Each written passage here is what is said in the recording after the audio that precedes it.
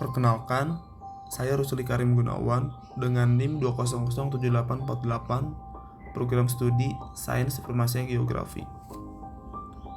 Di sini, saya akan menjelaskan kasus sengketa Pulau Batu Putih antara Singapura dengan Malaysia berdasarkan perspektif hukum internasional. Hukum internasional merupakan suatu aturan yang mengatur hubungan antar negara yang bersifat lintas batas negara. Dalam hukum internasional, adanya suatu wilayah tertentu merupakan syarat mutlak bagi pembentukan suatu negara. Karena wilayah termasuk dalam salah satu karakteristik terbentuknya suatu negara.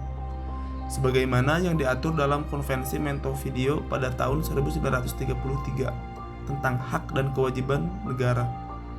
Sehingga tidak mungkin adanya suatu negara tanpa wilayah di mana tempat bermukimnya penduduk negara tersebut.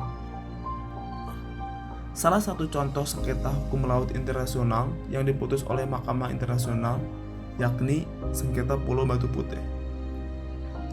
Sengketa ini terjadi antara negara Singapura dengan Malaysia yang memperebutkan wilayah Batu Putih.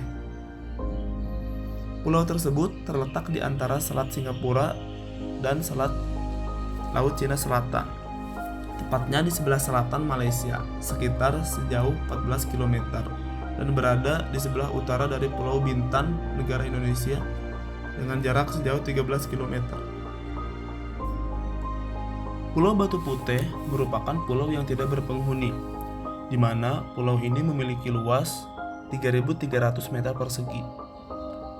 Pulau ini sangat tersohor dengan keunikannya, baik di negara Singapura maupun di negara Malaysia. Awal mula terjadinya sengketa tersebut didasari pada saat Malaysia memasukkan Pulau Batu Putih ke dalam peta barunya pada tahun 1980. Sehingga Singapura mengajukan protes resmi terhadap peta tersebut. Dalam penyelesaian sengketa tersebut, sesuai dengan pasal 33 Piagam PBB dan pasal 279 UNCLOS tahun 1982, bahwa para pihak menyelesaikan sengketa tersebut secara damai terlebih dahulu. Maka dalam menyelesaikan sengketa Pulau Batu Putih yang harus dilakukan oleh Singapura dan Malaysia, yakni penyelesaian sengketa secara damai, seperti negosiasi, pencarian fakta-fakta, jasa-jasa baik, dan apabila tidak menemukan penyelesaian, kedua belah pihak dapat menempuh jalur hukum melalui Mahkamah Internasional dengan Special Agreement. Selama proses dengar pendapat Mahkamah Internasional, negara Malaysia dan Singapura sama-sama mengemukakan argumen untuk meyakinkan mahkamah keduanya telah menegaskan kepemilikannya atas pulau karang tersebut berdasarkan rantai kepemilikan yang didukung cerita turun-temurun dan juga pengusahaan efektif dalam pandangan Singapura.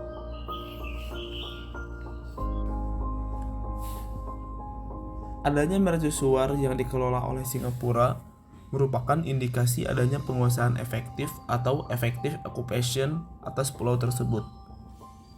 Hal itu secara teoretis menguatkan klaim Singapura. Meskipun demikian, negara Malaysia sendiri menyangkal hal ini karena pendirian mercusuar di pulau tersebut adalah atas izin dari Malaysia sebagai pemilik pulau tersebut. Menurut Malaysia, keberadaan mercusuar sama sekali tidak terkait dengan kedaulatan suatu negara, melainkan murni untuk kepentingan navigasi. Dengan kata lain, kepemilikan pulau tersebut sudah selesai sebelum mendirikan mercusuar. Pada tahun 2008, tepatnya pada tanggal 28 Mei, Mahkamah Internasional mengeluarkan putusan bahwa kedaulatan Pulau Batu Putih jatuh ke tangan Singapura. Hal yang mendasari keputusan ini adalah karena Singapura telah lama melakukan pendudukan secara efektif dengan cara membangun mercusuar Houseboat di pulau tersebut sejak tahun 1851. Namun, negara Malaysia sendiri terkesan diam dengan hal itu, bahkan bersikap diam terhadap serangkaian tindakan Singapura di Pulau Batu Putih dalam kurun waktu yang cukup lama dan terus-menerus, bahkan sampai kasus ini diajukan di hadapan Mahkamah Internasional. Keputusan yang dikeluarkan oleh Mahkamah Internasional ini adalah keputusan yang bersifat final dan mengikat, kecuali untuk hal-hal yang bersifat penafsiran dari keputusan itu sendiri. Pemerintah Malaysia menyatakan dapat menerima keputusan itu dan segera akan bekerja sama dengan Singapura menetapkan garis demokrasi maritim kedua negara. Kesimpulan yang dapat diambil dalam kasus sengketa ini adalah bahwa ada beberapa cara dalam memperoleh wilayah, seperti okupasi atau pendudukan, aneksasi atau penaklukan, preskripsi atau perolehan dengan cara menduduki sebuah wilayah dalam jangka waktu tertentu secara terus-menerus dengan sepengetahuan dan tanpa keberatan dari pemiliknya. Kemudian ada pula cesi atau penyerahan secara damai dan agresi, yakni perolehan wilayah karena faktor alam. Dalam kasus ini dapat dilihat bahwa perolehan wilayah oleh Singapura atas Pulau Batu Putih dilakukan dengan cara preskripsi atau biasa dikenal dengan penguasaan efektif atau effective occupation, bahwa sengketa yang mengacu pada kedaulatan negara mengenai wilayahnya adalah hal-hal yang sangat vital bagi keutuhan serta integrasi sebuah negara.